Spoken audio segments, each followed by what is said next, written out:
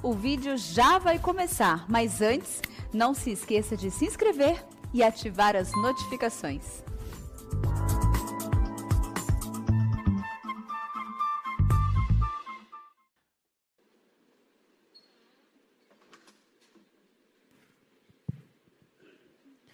Meus queridos irmãos e irmãs, é uma bênção estar aqui para partilhar com vocês a preciosa palavra de Deus. Eu estou vindo de uma semana de bastante fragilidade na voz, estava praticamente afônico, mas eu espero, com a graça de Deus, poder partilhar com vocês, tentando dosar um pouco a minha voz. Tem hora que eu exagero um pouquinho, mas espero que Deus nos dê graça e nos assista com o seu poder. Abra sua Bíblia comigo, por favor, Mateus 11. Mateus 11.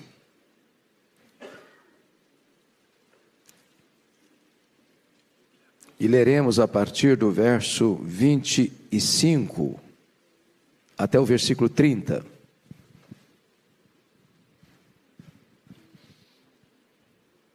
Mateus 11, 25 a 30.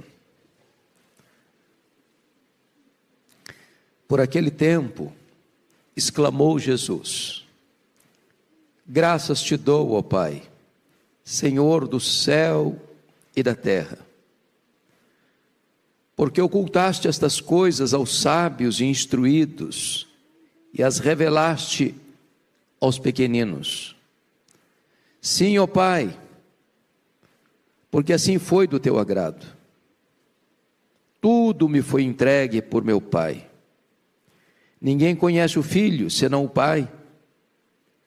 E ninguém conhece o Pai, senão o Filho, e aquele a quem o Filho o quiser revelar.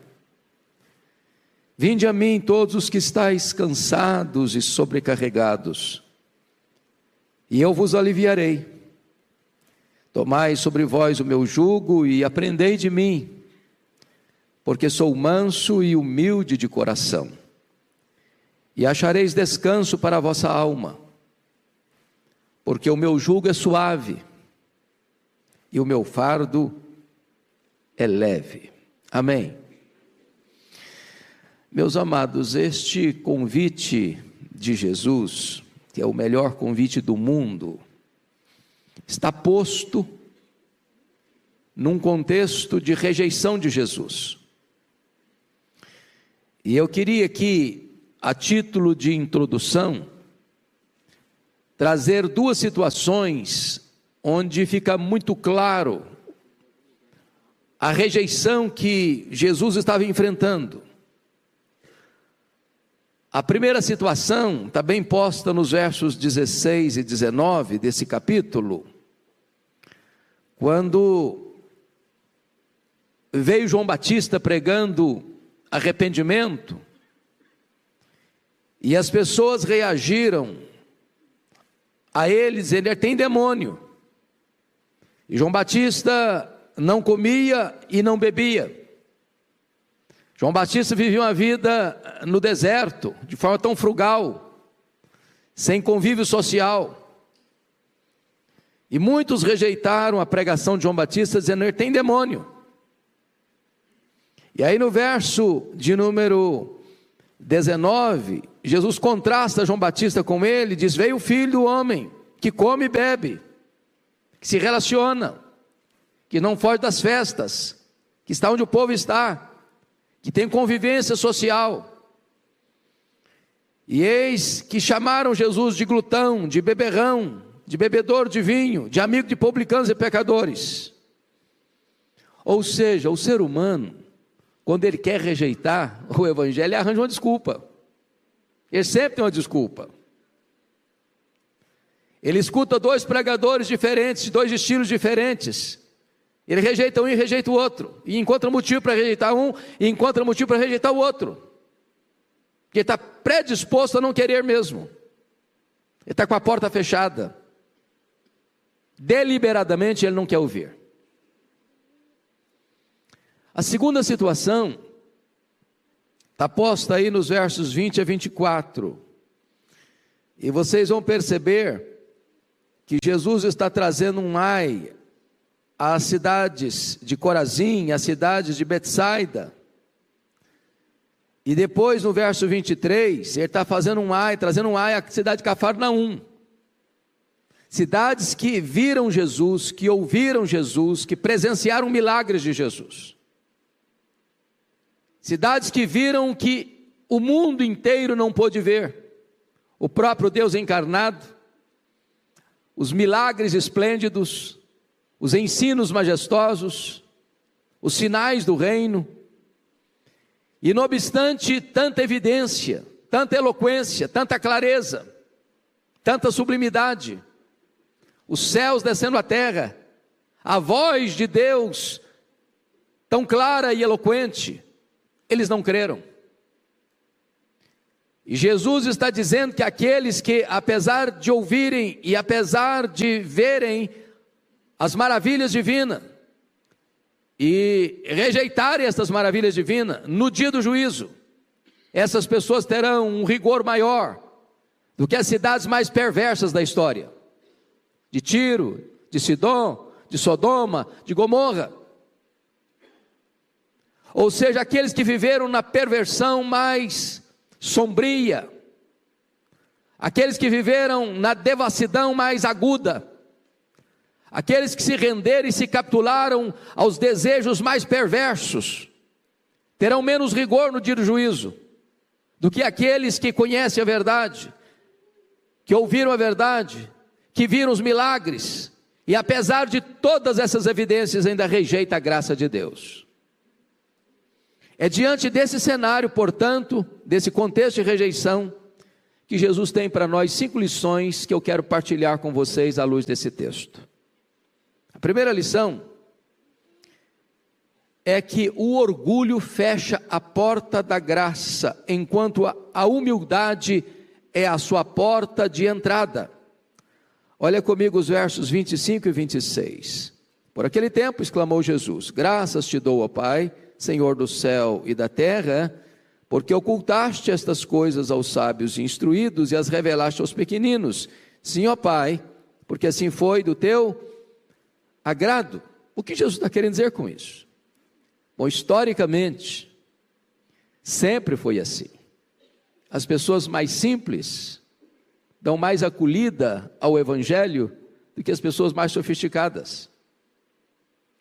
As pessoas que se acham importantes, as pessoas que se acham cultas, as pessoas que se acham grandes, as pessoas que acham que elas são muito importantes, via de regra elas têm a tendência de achar que são autossuficientes, que elas não dependem de nada, que elas não dependem de ninguém. Agora é claro que o Senhor Jesus Cristo não está aqui denunciando a capacidade intelectual. O Senhor Jesus está denunciando aqui o orgulho. Jesus não está dizendo que a inteligência humana é um obstáculo para a fé. Não, ele não está dizendo isso. O que ele está dizendo é que o orgulho é um obstáculo à fé. Não é o intelectual, não é o sábio, não é o inteligente, não é o que alcançou o pináculo do saber humano que fecha as portas à salvação, não. É o orgulho, é a soberba, é a arrogância, é a altivez. A Bíblia chega a dizer que Deus resiste ao soberbo, mas Deus dá graça aos humildes.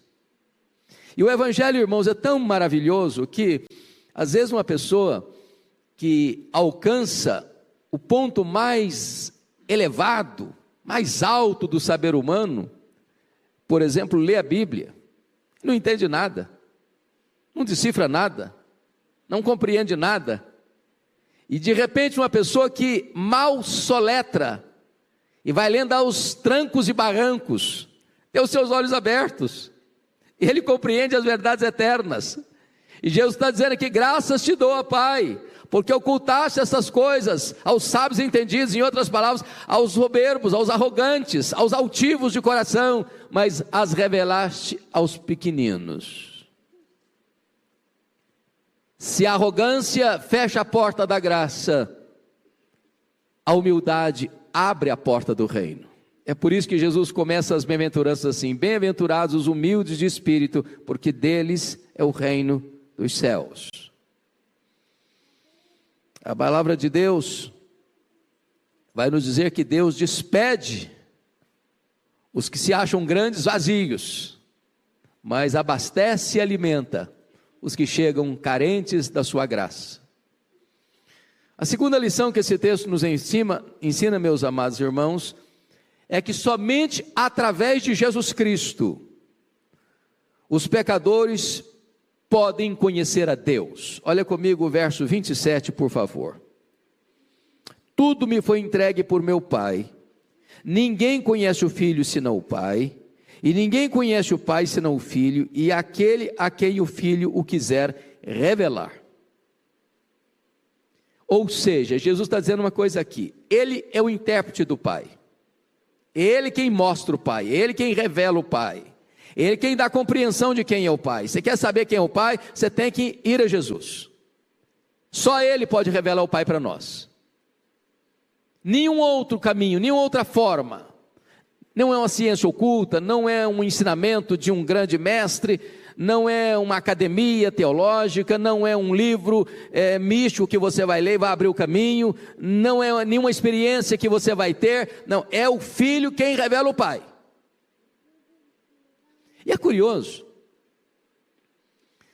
que há uma contrapartida, é o Pai quem revela o Filho. Vocês se lembram lá de Mateus 16, quando Jesus está lá no extremo norte de Israel, lá nas fraldas do Monte Hermon, lá em Bânias, onde nasce o Rio Jordão, em Cesaré de Filipe, que Jesus faz uma enquete com os seus discípulos, perguntando para eles assim: quem dizem os homens ser o Filho do Homem? E eles responderam: Senhor, o povo está tão confuso a teu respeito, uns pensam que tu és João Batista, outros acham que tu és Elias, outros acham que tu és Jeremias, outros acham que tu és alguns dos profetas. O povo não sabe nada, está todo confuso. E Jesus pergunta: e vós, quem dizeis que eu sou? E Pedro respondeu: tu és o Cristo, o Filho do Deus vivo. Talvez Pedro aguardasse até um elogio de Jesus: parabéns, Pedro, você é um homem muito inteligente, você tem um bom discernimento espiritual. Você tem razão, é isso mesmo. Mas Jesus disse o contrário para ele. Jesus disse assim: bem-aventurado és, Simão Barjonas, porque não foi carne e sangue quem tu revelaram, mas o meu Pai que está nos céus. Em outras palavras, ô Pedro, você só sabe quem eu sou porque o Pai me revelou para você. Porque se o Pai não tivesse me revelado para você, como os outros, você também não saberia quem eu sou. Só o Pai revela o Filho, só o Filho revela o Pai. E Jesus está mostrando aqui esta verdade, porque a rejeição que ele estava tendo em Israel, é que as pessoas não acreditavam que ele fosse o Messias, que ele fosse o Filho de Deus, que ele era o caminho para o Pai, que ele que haveria de levar ao Pai.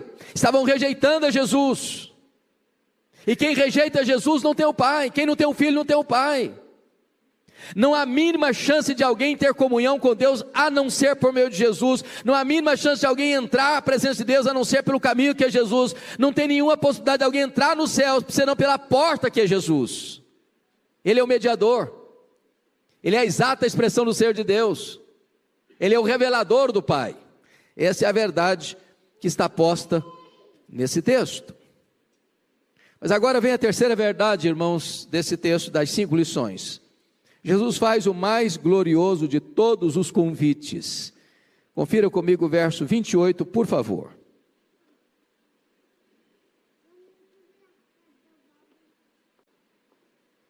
Vinde a mim, todos os que estáis cansados e sobrecarregados, e eu vos aliviarei. Eu destaco aqui alguns pontos desse convite. Primeiro, esse é um convite universal. Vinde a mim, todos vós. E o que Jesus quer dizer com todos vós? Esse todos vós inclui judeus e gentios, homens e mulheres, crianças, juniores, adolescentes, jovens, adultos e velhos, ricos e pobres, doutores e analfabetos, religiosos e ateus, brancos, amarelos, pardos e negros. Não importa de onde você vem, nem para onde você vai, esse convite é para você. Ninguém está excluído desse convite. Ele é abrangente, ele é universal, ele é para todos. Vinde a mim todos vós. Que verdade preciosa, porque nesse convite não tem exceção. Ninguém está excluído. Você coloca o seu nome dentro desse convite, é para você o convite. Mas em segundo lugar, esse convite é para um relacionamento pessoal. Ele disse: vinde a mim. Vinde a mim. E aqui Jesus está posicionando uma coisa muito importante, porque dentro do seu tempo e na sua época, as pessoas achavam que o relacionamento com Deus passava pela religiosidade farisaica, das cerimônias, do templo, das festas, dos rituais, dos sacrifícios. E quantas vezes, meus irmãos, as pessoas estão buscando um relacionamento íntimo com Deus através de tantas coisas. Não é institucional, não é uma instituição humana, não é a igreja, não é o rito aqui, não é o rito lá, não é qualquer experiência. Vinde a mim, é um relacionamento pessoal com Ele. Isso é insubstituível. Ele é a fonte, Ele é a porta, Ele é o caminho, Ele é o meio, Ele é o fim, Ele é tudo.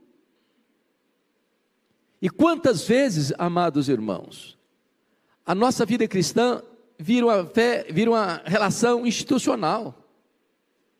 As pessoas vêm à igreja, cantam, oram, ofertam, pregam, escutam, saem, voltam, mas não tem um relacionamento com Cristo, não tem intimidade com Ele, não conhecem a Ele, não se deleitam nele.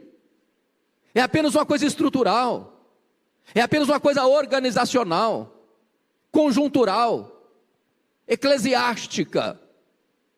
E Jesus está deixando claro aqui: vinde a mim todos vós. A mim,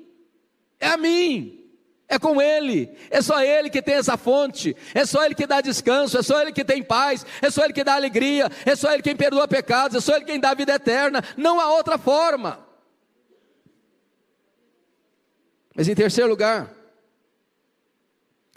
esse é um convite àqueles que têm consciência da sua necessidade. Vinde a mim todos vós que estáis cansados e sobrecarregados.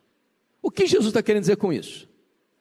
O contexto aqui, meus amados, é de que Israel estava sofrendo o grande peso do legalismo farisaico. A religião daquela época estava esmagando as pessoas. Os fariseus, à luz de Mateus 23:4, atavam pesados fardos sobre as costas das pessoas, e não aliviavam nem com o dedo. De repente, usando a linguagem nossa de hoje, ser crente estava sendo um peso, um fardo, uma coisa insuportável. Preceito e mais preceito, regra e mais regra.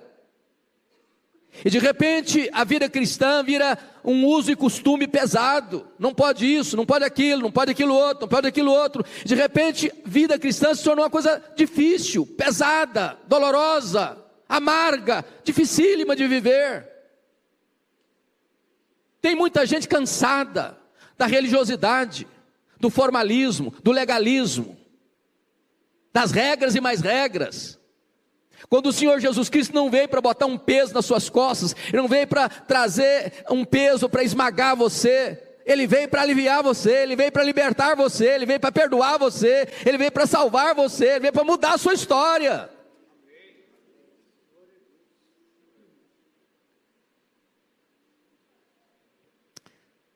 Mas, amados irmãos, eu queria destacar aqui duas coisas.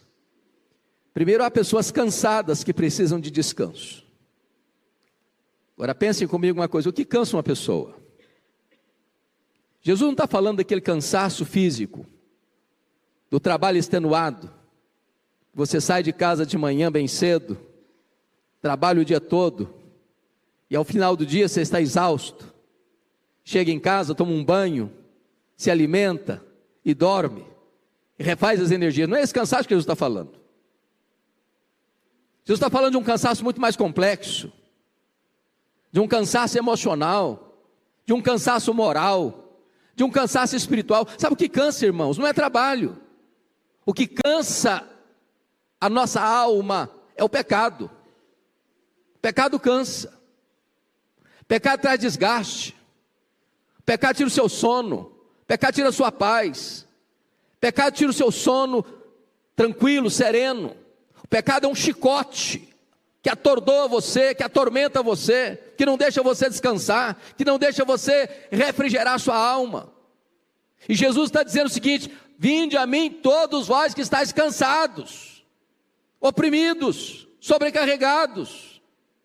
Há pessoas que estão cansadas das suas fraquezas, dos seus vícios, das suas mazelas.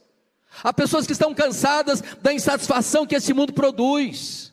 Tudo que você bota a mão, buscando satisfação, preencher o vazio da sua alma, parece que vai crescendo ainda mais o vazio. É só você ler o livro de Eclesiastes, quando Salomão foi procurar a felicidade. Ela é legítima. É bom você buscar a felicidade. Deus nos criou para sermos felizes, claro. Deus não é sádico. Deus tem o melhor para nós. Mas o problema é que o homem vai buscar a felicidade onde? Nas aventuras, nos prazeres, nas alegrias debaixo do sol. E tudo que você bota a mão debaixo do sol não vai satisfazer você. Nem o trabalho, nem a riqueza, nem a conquista, nem a fama, nem o sexo, nem os prazeres, nem as aventuras, nem o conhecimento, nem a inteligência humana. Nada disso é correr atrás do vento. Você não vai conseguir. Não vai conseguir. E aí as pessoas se cansam. Há pessoas cansadas da culpa, o chicote da culpa, da religiosidade árida, o cabresto do diabo, prisioneiro às vezes da vaidade, do orgulho, da soberba, da avareza, da ganância, da impureza. Todas essas coisas trazem cansaço, muito cansaço. E Jesus está dizendo: vinde a mim, todos vós que estáis cansados e sobrecarregados. Mas vamos entender, talvez essa segunda palavra, porque ela é um pouco além da palavra cansado. Sobrecarregado, a palavra já está querendo dizer, tem uma sobrecarga, tem uma carga extra. Ele tem uma mochila muito pesada nas costas. Ele está arquejado. Ele está como que esmagado debaixo de um rolo compressor. Ele está carregando um peso que ele não suporta. Ele não aguenta mais. E tem gente, irmãos amados, pessoas que estão assim, carregando um peso e ele está gemendo, ele não aguenta mais. E quantas pessoas que tentam encontrar uma fuga para esse cansaço, na bebida, nas aventuras, em tantas coisas, e cada vez o peso aumenta um pouco mais. O pecado é um peso, a culpa é um peso, o remorso é um peso, a doença é um peso, a mágoa é um peso, os conflitos são um peso, e o peso vai crescendo. Vocês que já leram O Peregrino, de John Bunyan, um dos grandes clássicos evangélicos de todos os tempos, se lembram lá, do peregrino caminhando para o céu, e o peso em cima dele, e um volume enorme. E cada experiência que ele passa, o peso vai aumentando, e a viagem vai ficando mais amarga, difícil, até que ele tem um encontro com a cruz. E aquele peso sai das costas dele, aquele fardo sai das costas dele, e ele se vê livre, aliviado, perdoado, leve, solto, para caminhar para uma vida plena, para uma vida abundante, para uma vida feliz. Esse convite é feito para você hoje. Se você entrou aqui hoje cansado e sobrecarregado, Jesus quer aliviar você. Jesus quer tirar esse fardo das suas costas. Jesus quer resolver esse problema da culpa, do medo, da angústia, do desespero. Ele quer tirar esse peso das suas costas e trazer alívio para você. Mas há uma quarta verdade nesse texto que eu quero então enfocar. É que Jesus faz aqui nesse texto também a mais gloriosa promessa. Confira comigo o verso 28b. Ele diz assim: e eu vos aliviarei. E olha comigo o verso 29b. E achareis descanso para a vossa alma. Então vamos entender o que Jesus quer nos ensinar aqui, meus amados irmãos. Descanso para a alma. Descanso para a alma.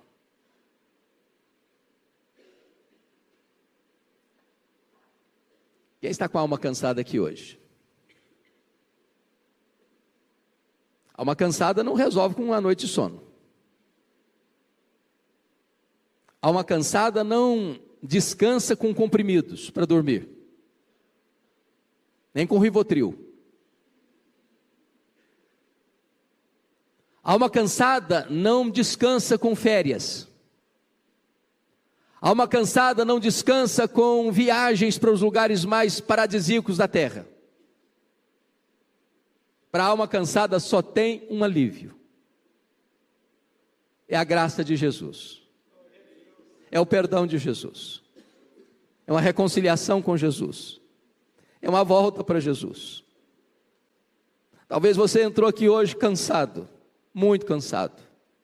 Talvez você entrou aqui hoje precisando de alívio para a sua vida. Talvez você entrou aqui hoje precisando de voltar-se para Deus e reconciliar-se com Deus. E o Senhor Jesus está aqui hoje. Por exemplo, se você está cansado, se você está sobrecarregado, vinde a mim, e você vai encontrar descanso, você vai encontrar descanso para a sua alma.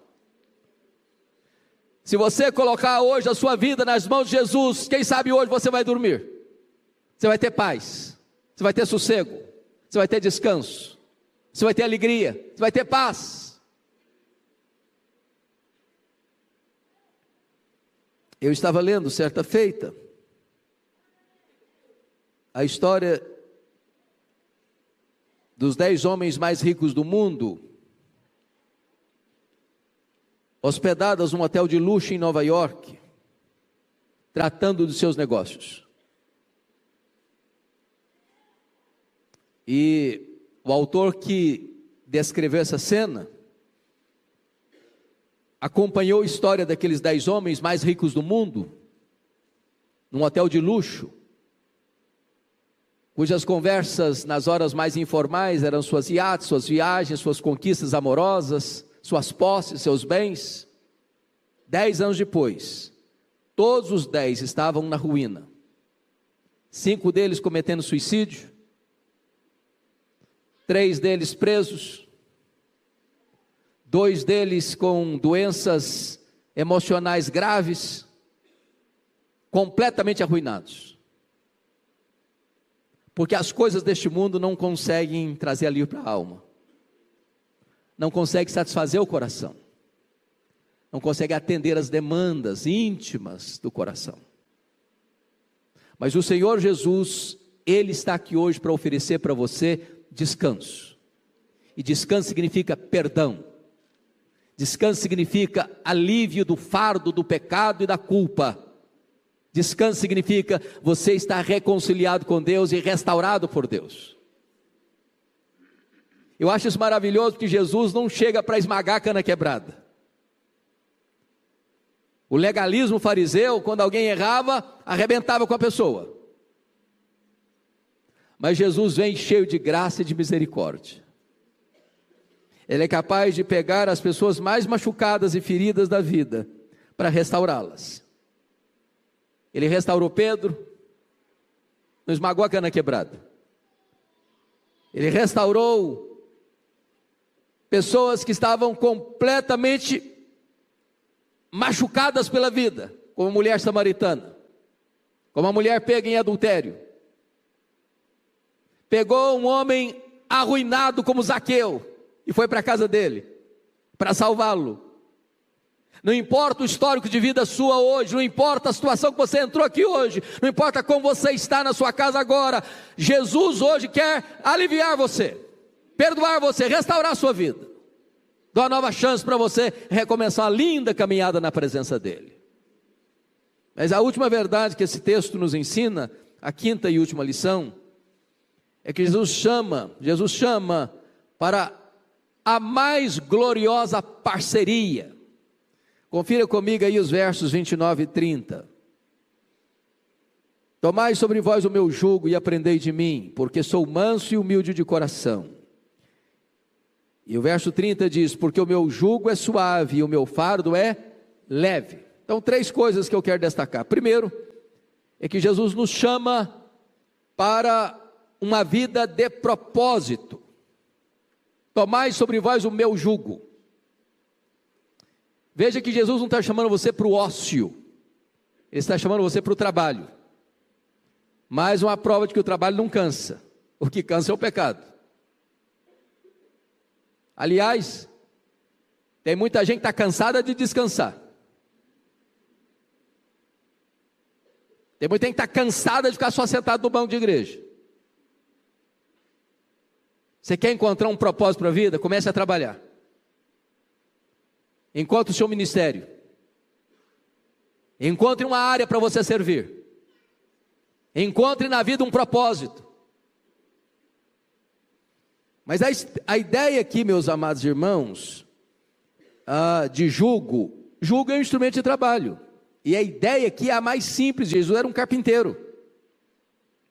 E certamente naquela época, onde todo o trabalho rural era feito com atração animal, ele deve ter feito na sua carpintaria jugos para os animais. É uma canga, onde você bota 2 animais, trabalhando um ao lado do outro. É jugo duplo. E é curioso que é sabido isso. Se você pega um boi, por exemplo, para puxar uma força, ele tem uma capacidade X. Mas se você bota um outro boi trabalhando junto, os 2, mais do que dobra a capacidade de ação, potencializa. Agora pense você que Jesus é o parceiro do jugo, e Ele é todo poderoso, e Ele é onipotente, e você é fraco, mas Ele é forte. Você é incapaz, mas Ele é capaz. Você tem limitações, mas Ele é todo poderoso. E Ele está dizendo o seguinte: vem comigo, eu estou chamando você comigo, e eu vou com você. Você não vai sozinho, eu vou com você. Você não vai trabalhar sozinho, eu vou ser sua força. Eu vou dar direção para você, eu vou dar significado para a sua vida. O seu trabalho vai ter propósito, vai ter direção, vai ter resultado.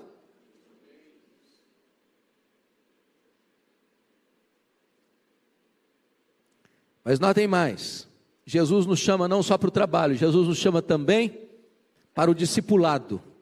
Ele diz no verso 29, aprendei de mim, porque sou manso e humilde de coração. Irmãos, a vida é um aprendizado com uma pessoa. É mais do que decorar frases, ou dogmas, ou doutrinas, ou versículos bíblicos. Tudo isso é da mais alta importância. Mas Ele está dizendo: você quer uma vida vitoriosa, você quer uma vida com propósito? Aprendei de mim. Olha para mim. Eu sou exemplo, eu sou paradigma. Aprendei de mim. E Ele está dizendo: eu sou manso e humilde de coração.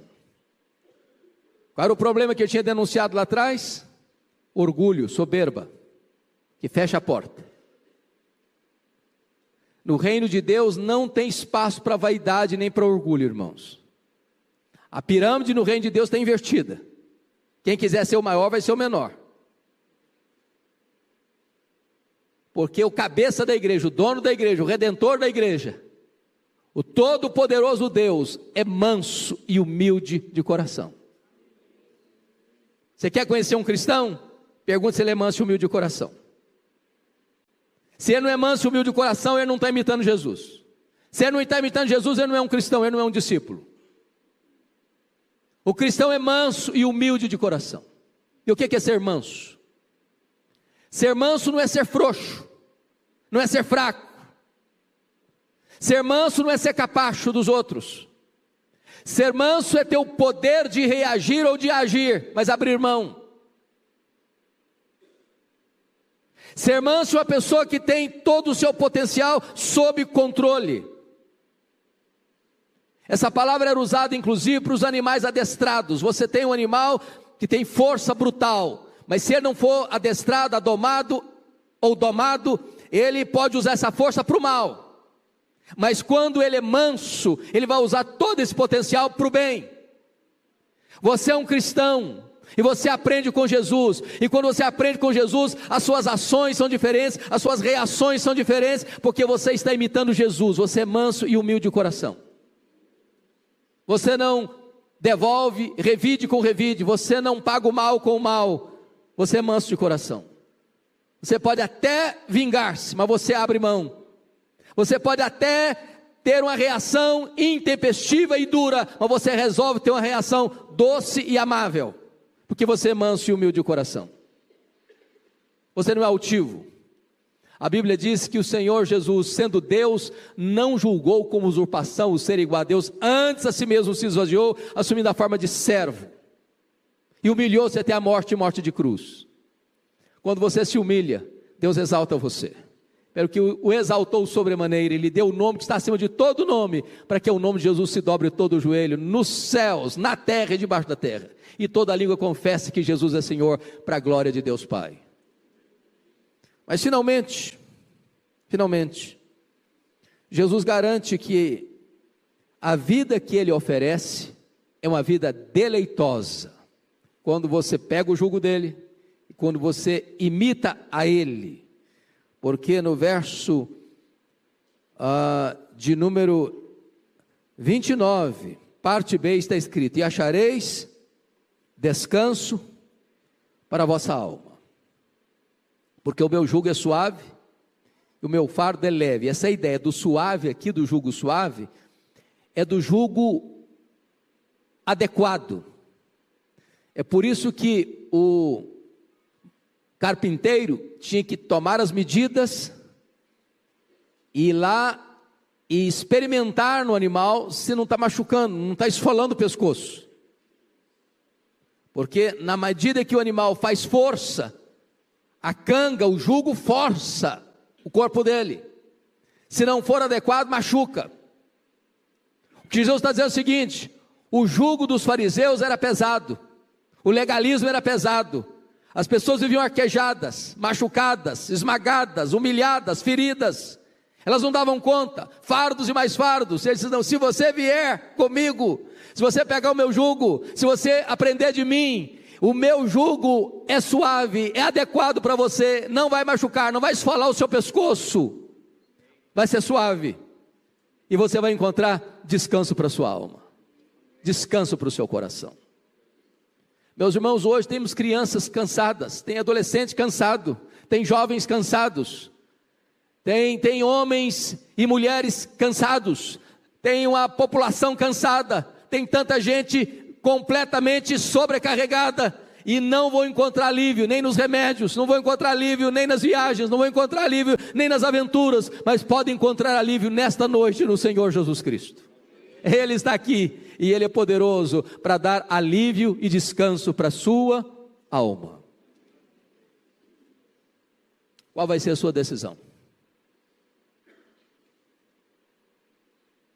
Cafarnaum ouviu Jesus, Cafarnaum viu os milagres de Jesus, Cafarnaum rejeitou Jesus. E você, que conhece a palavra de Deus, que tem vindo à casa de Deus, que tem ouvido a palavra de Deus, qual será a sua decisão?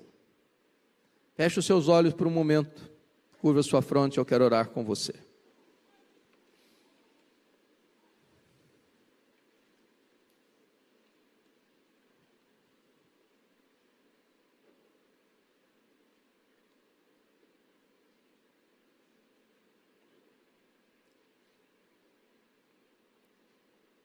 O Senhor Jesus que está aqui neste lugar, Ele conhece tudo e sonda a todos. Às vezes nós escondemos o nosso cansaço das pessoas.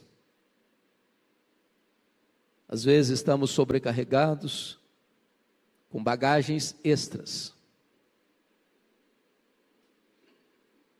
da culpa, do medo, de pecados que tenazmente nos assediam. Arrastamos esse pesado fardo. não conseguimos nos livrar dele.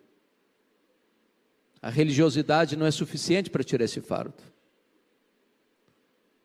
O nosso próprio esforço não consegue aliviar essa bagagem. Mas hoje Jesus está aqui para aliviar você, trazer descanso para a sua alma. E eu quero orar em seu favor. Se você anseia ver esse milagre de Deus acontecer hoje na sua vida, eu quero orar em seu favor. E se você desejar que eu ore especificamente por essa causa na sua vida, eu queria que você levantasse uma das suas mãos para eu identificar você e orar em seu favor. Louvado seja Deus. Louvado seja Deus. Senhor Deus, nós te adoramos. Nós te adoramos. Porque o teu Filho Jesus Cristo, nosso Redentor, veio ao mundo para libertar os cativos, para abrir os olhos aos cegos, para destampar os ouvidos dos surdos, para transformar o coração de pedra num coração de carne, e trazer para nós descanso e alívio para a nossa alma. Tu conheces as pessoas que estão aqui dentro desta casa, tu conheces as milhares de pessoas que estão assistindo agora este culto pela internet, onde elas... E o que nós pedimos nesta noite, Senhor, é que este fardo caia por terra, que o sangue do Cordeiro agora nos livre, nos limpe, nos lave, nos purifique,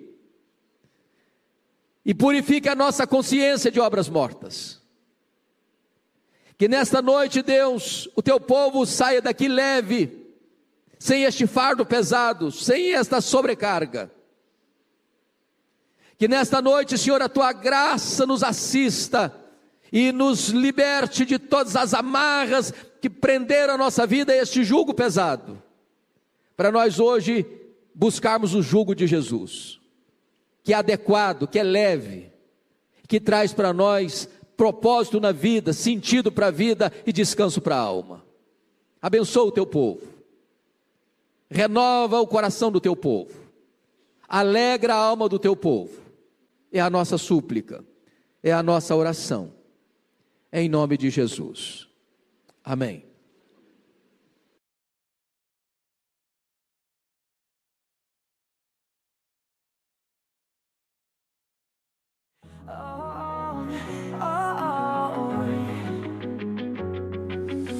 In the dark where shadows play, heartbeats echo in dismay. Lost the map to yesterday, words too sharp to ever say.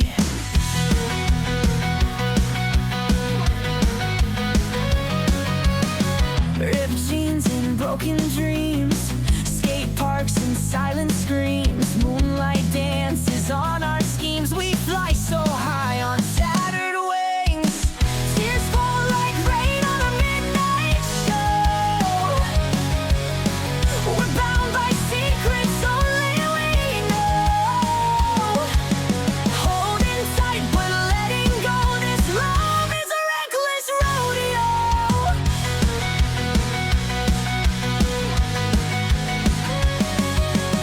Graffiti hearts on alley walls, cage birds sing in concert halls. Lost within a maze of calls, we free fall where the night falls. Neon lights and shattered glass, faint memories of a haunted past. When forever feels too fast, this is the soundtrack of a love outcast. Tears fall like rain on a midnight show. We're bound by secrets only we know. Holding tight but letting go, this love is a reckless rodeo.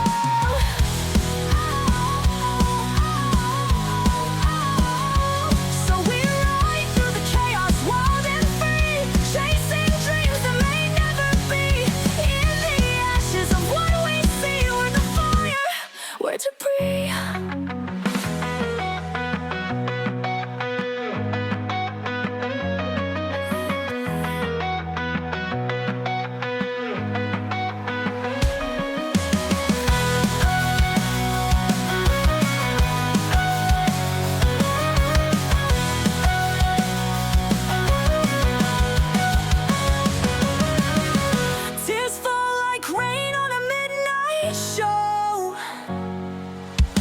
We're